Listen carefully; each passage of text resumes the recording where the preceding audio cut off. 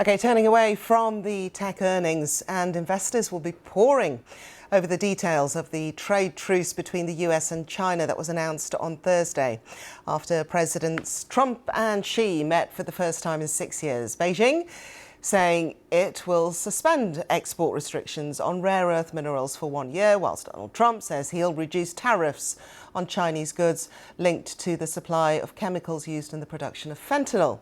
Now, the deal would also see China resume purchases of US soybeans.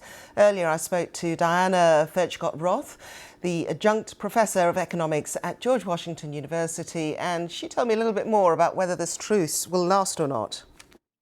Well, it wouldn't calm the markets long term because it's only for a year, and this agreement is only for a year. And we should remember that China always breaks its promises. It broke its promise to Hong Kong, in Xinjiang, for the Paris Agreement to reduce emissions. But it looks good on the surface. On the surface, China is going to allow critical mineral exports. It's going to buy American soybeans.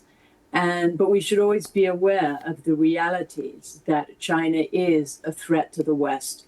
China is helping Russia, it's helping Iran, and we need to be aware that we need to treat China carefully and not believe everything that the Communist Party tells President Trump. Okay, so we've got that window of 1 year. Economically, what can be achieved?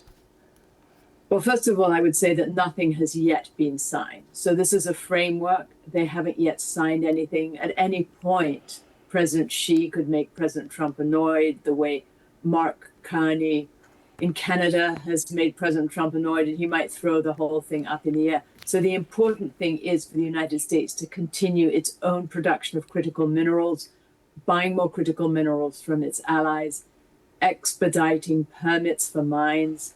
And it's still important to press ahead to be independent. But in the meantime, things look like they've calmed down, and critical minerals are going to start to flow back into the United States.